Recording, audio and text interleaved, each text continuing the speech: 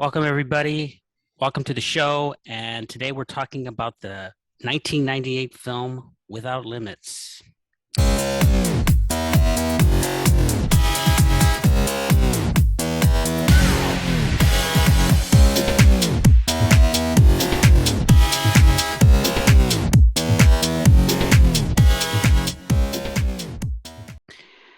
Jacob, Without Limits is a film that was created by the writer Robert Towne, who also gave us very talented Robert Towne, who gave us The Last Detail and Chinatown. And this movie stars Billy Crudup and Donald Sutherland. And if I were to tell people who are watching us, the now 107 subscribers watching us, if I were to tell them this is a movie about a distance runner, an eccentric distance runner who becomes a world-class runner under the inspiration or kind of the dictation at times and intensity of his coach, people would say, oh, sounds like a movie I might like, maybe, but it doesn't tell you nearly enough of what this movie is. This movie is about ideas. I mean, we could talk about the performances, which are first rate. Billy Crudup, by the way, he's so good in this, and it reminds me of, or I start to wonder why he didn't break through like some of his contemporaries. You know, I'm thinking of Ben Affleck, Matt Damon, those guys of the same age. Might have to do with some of his choices were a little bit under the radar, but he was always good. He is good. Donald Sutherland, also excellent. But the movie is not just about Prefontaine. This is a movie truly about ideas. What is talent? How do you get from merely good to great? And how do you navigate through the mundane, everyday existence of life and even the struggles to achieve excellence? And it doesn't handle it very lightly. It goes deep into those things. For those reasons, the performances, the writing that avoids cliche every step of the way, almost pretty much, and the great ideas. For those reasons, I think it's a very good movie. Yeah. What are your thoughts? Well, the movie came out in 1998, and I think you mentioned it, directed by Robert Towne, but this movie was also, another movie came out at the same time called Prefontaine. And I went and saw both of these movies, okay? I had never heard of Steve Prefontaine before, this Distant Runner. And I did like Prefontaine, but then when I saw Without Limits, it was just a different movie altogether, and it was excellent. Like you shared the performances with Monica Potter and Donald Sutherland and Billy Crudup as Steve Prefontaine. It was just great. And you know what it made me see running differently. It also, the whole coaching aspect regarding Bowerman, who actually was a Nike co-founder. I think, I'm not sure if you had mentioned that, but this gentleman was a tough coach, and he just happened to be in the same state as Prefontaine, right? That's where Steve Prefontaine was born, and he ended up going to the University of Oregon. And so this film, though, was excellent. Like you shared the performances. I thought Donald Sutherland was great as Bill Bowerman. And you just saw the whole idea of Nike kind of being exposed, but the whole idea regarding running in a way where, because Prefontaine ran not to come in second, he always was up front, and that was a fight between he and his coach. And so, but his thinking was, hey, I'm gonna run without limits, right? And I think that's what, when you're speaking, Ruben, regarding things that you could learn from this film, and things that some ideas that are shared. I think those are one of those ideas where you just do your best, and he ran every race his best. He never slacked. He never ran from the back, right? So you liked it? Oh man, and I didn't answer the question, huh? I love the movie. I really love the movie. I've seen it twice recently because it was so enjoyable. But it was excellent, and I'm sorry, it was a great movie. So I do want to point out that you introduced an aspect of the film that I do want to hit, and that is the nature of this relationship between the coach and his player. Before I do, I do want to hit home some of these ideas, though, that are beyond running. So you don't have to be an running enthusiast, or just look at some of these ideas as being specific to running. Mhm. Look at what he says here at one point. And when I say this, I don't want to give away the ending, but if people know Prefontaine, they'll know the ending. But Yeah, Bill I think Bowerman, it's Bowerman. the coach, says that Steve Prefontaine taught him. Mhm. And he says and you alluded to this, and that is the real purpose of running, he says, isn't to win a race, but to test the limits of the human heart. And I think Mhm. that's really a critical point. And because when you're running, you have to answer to yourself. You have to say you.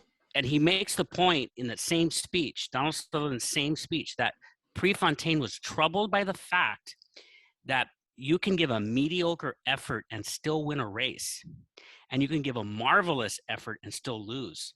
Mm. What you have to do is you have to give your effort, win or lose. And Prefontaine had to learn that the hard way. There was a moment when he lost, and he gave the best effort, and he had to wrestle with that. So the limits of the human heart, this can be extended to life, really, because you, certainly as somebody who's giving challenges to a student, can consider that these students shouldn't be always compared to each other, but you can compare them to themselves. And you're always supposed to reach higher limits in testing yourself. And when you go to put your head on the pillow, if you did better, even if you won, did that mean you were great? Yeah, for I sure. do want to point out too that in terms of the teaching, man, I could just talk about this. I could talk about this movie for a while, because Yeah, now I know the clock is ticking. In terms of the teaching style yeah, and strategy, I do like the fact that you brought up the Nike thing. It is an interesting story, a B story there. There's also, because I know I'll forget right, before we right. get strategies. That is an important part of his coach's legacy, Mhm. certainly. And the other thing that is pointed out, and they handled it excellently, is the Munich terrorist, uh, basically event, Yeah. where in the Olympics, they really handled it well, and they talked about this issue in relation to the Olympics. Donald Sutherland, another one of his great speeches in this film. Yeah. I say speech, but it was a little moment. It wasn't a long speech. Finally, I just want to say that Donald Sutherland, in terms of teaching strategies, Bill Bill Bowerman was individually working with each runner and created a shoe. Now that he ended up doing this as a pastime and ended up becoming Nike, but he created a shoe for the individual runners, because he knows you can't coach a team as this mass. Mm. They are people, and they have different strengths and needs. This is, of course, great teaching as well, and great coaching, And isn't it? Ruben, I think he understood Prefontaine in the beginning because they're both stubborn guys, right? And when when he's recruiting them, Bowerman doesn't go personally to recruit people, but Steve Prefontaine's like, oh, if you're going to recruit me and you want to get me, you got to come and see me. He And said they were he go ahead. personally needs to see him, as opposed to Right, these other staff members that came to right. his house. These assistant coaches, and so he finally got Bowerman on the phone, which was a kind of it was a good compromise.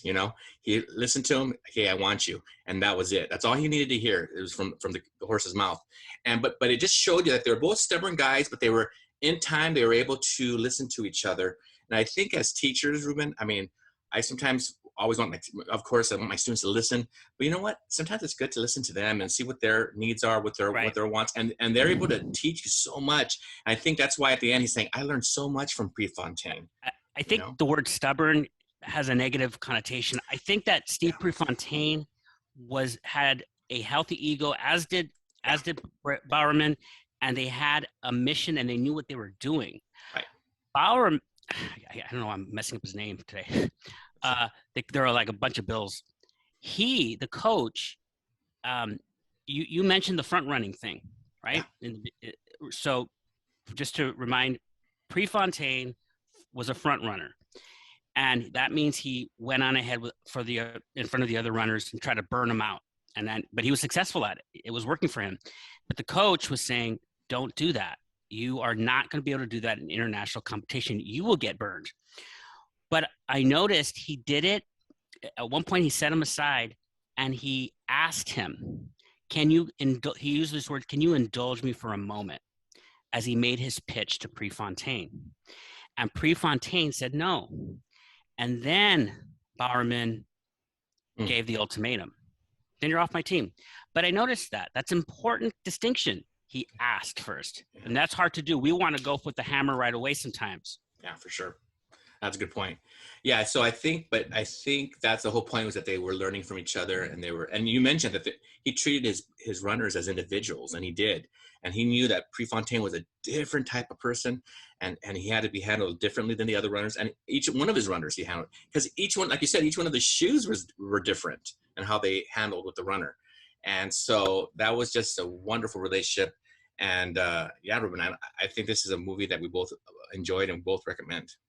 I want to say that we should probably do some videos on how to meet students' uh, needs as individuals, Mm. because it's come up a few times and it can be very intimidating to a new teacher or even to an experienced teacher to look at the class like that.